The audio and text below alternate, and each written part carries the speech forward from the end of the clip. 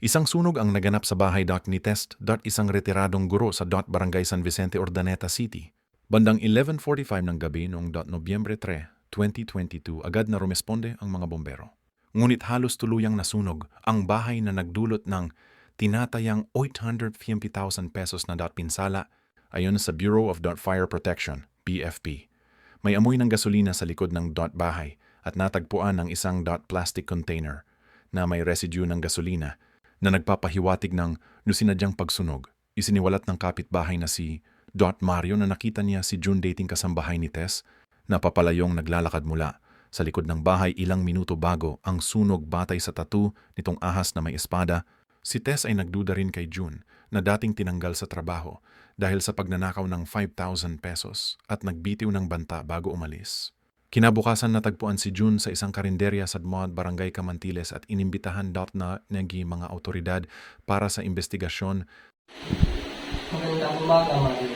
Ako nga pala si Pio de la Cruz. Pasensya akong na-istorbo ka namin.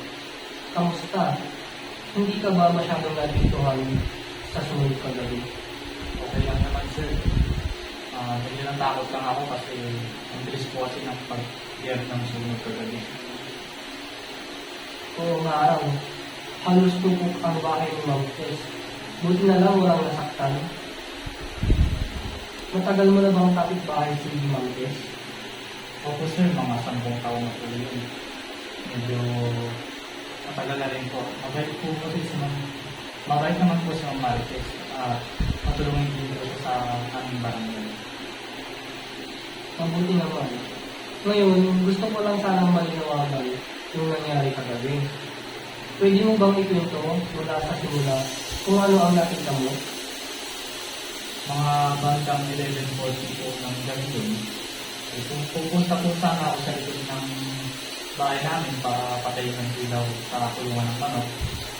Paglabas ko, may napansin ng lalaki sa likod ng bahay ng Marites. Nagmamadali siyang lumabas, parang sa gilid ng likod ng bakuran. Madilim pero parang lalaki ang nakita ko dahil sa lakad at katawan. Ilan metro ang layo mo sa kanya, Mario? Mga 3 bahay lang po ang pagitan, sir. Siguro 15 metro. Pero kita ko talaga yung tato sa braso, ahas na may espada. Kaya sabi ko, si Jun yun ah. Kilala ko kasi dati siyang kasambahay ni Ma'am Marites. Sigurado ka bang siya yun? Madilim daw kasi ang paligid. Opo sir, yung lakad niya, matagal ko na siyang nakita dati. Lalo nung tuwing gabi, paglalabas ng basura. Patay din siya nun, may takip sa mukha, pero kita ko talaga yung tattoo sir.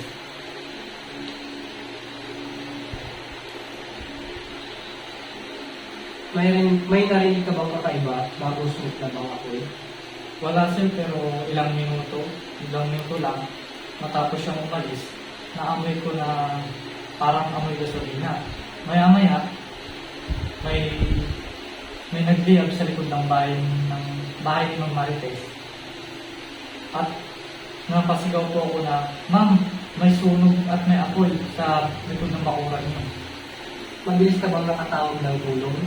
Opo sir, agad kong tinawagan yung mga tanod at tumulong akong magbuhos sa likod ng bahay nila Ate Marites. Pero malakas na po talaga yung sunog nung pagdating ng bumbero. Salamat, Mario. Malinaw ang salaysay mo at malaking tulong ito sa kaso. Bago tayo matapos, gusto ko lang itanong, may nakita ka ba ibang tao sa sasakyan malapit sa bahay ng Tess bago ang sunog? Wala sir, si Jun lang po talaga yung nakita ko doon na dumaan sa likod ng bakuran nila at Ma'am Marites. Salamat sa oras mo, Mario. Ihingi lang kami ng perma mo sa salaysay mamaya para may sama sa report. Opo sir, wala po akong ibang gustong maging para makuha po ni Ma'am Marites ang kanyang hustisya sa nangyari ko sa kanya.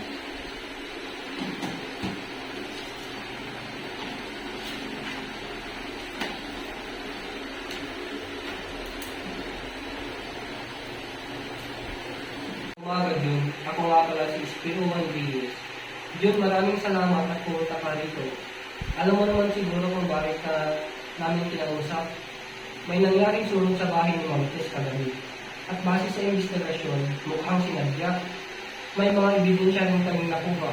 May plastic container na may gasolina sa likod ng bahay. At sabi ng saksi, may nakita siyang lalaking lumabas doon bago ang sunog. Sir, wala akong alam dyan. Nasa bayan ko ng kaibigan ko sa Kamandilis nung oras na yun. Ganun ba? Pero sabi ng saksi, siguradong siyang ikaw yung nakita niya. Kilala ka raw niya kahit madilim dahil sa tattoo mo, yung ahas na may espada sa braso mo. Marami naman kung may natong ganito, sir, hindi lang ako. Tama ka.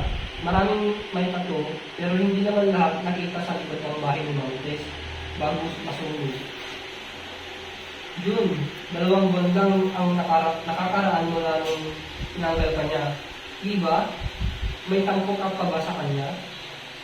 Siyempre, nasaktan ako noon, sir. Pero hindi naman ako gaganti ng ganun. Hindi ko kayang sunugin yung bahay niya.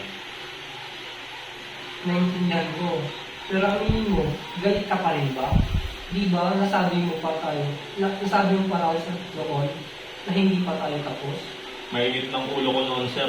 Alam niyo naman pag galit ka. Minsan may nasasabi ka. Pero salita lang yun, hindi gawa. Sige. Pero alam mo, June, yung ebidensya, hindi nagsisinungaling. May amoy ng gasolina sa paligid, may basyo ng plastic container at sakto sa oras na sinabi ng saksi.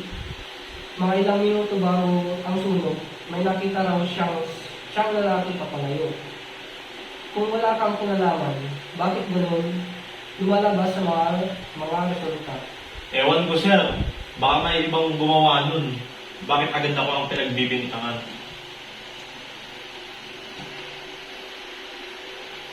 Hindi kita hinuhusgahan yun. Pero gusto ko lang malaman ang totoo. Alam kong mabigat sa loob mo yung nangyari dati. Kung may nangyari man kagabi, hindi pa huli ang lahat para sabihin mo ang totoo. Wala talaga akong ginawa, sir.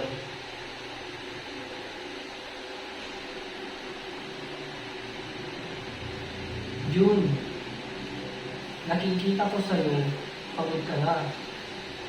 Hindi ko sasayangin oras mo kung wala akong basihan. Hindi ko sinasabing gusto mong sunugin lahat. Baka gusto mo lang iparamdam kay Ma'am Tess kung gaano ka nasaktan. Pero nangyari lang ang nangyari. Ang tanong lang, lalabas ba ang totoo mula sa'yo o sa ebidensya? Sir, hindi ko po planado yun. Sige, pinto mo sa akin. Oo, pumunta ako sa bahay ni Ma'am Tess. Galit pa rin ako noon. May dala akong konting gasolina. Gusto ko lang takutin siya. Binuhos ko sa likod, tapos sinindihan ko ng posporo. Akala ko maliit lang, pero biglang lumaki yung apoy. Natakot ako, sir. Tumakbo na lang ako. Salamat yun. Hindi madali yun, pero ginawa mo ang magsasabi ng totoo. Ngayon, isusulat natin lahat ng sinabi mo para malinaw sa record. Pero bago tayo magsimula, ipapaalala ko ulit, may karapatan kang manahimik at kumuha ng abogado. Naiintindihan mo ba yun? Opo, sir. Naiintindihan ko.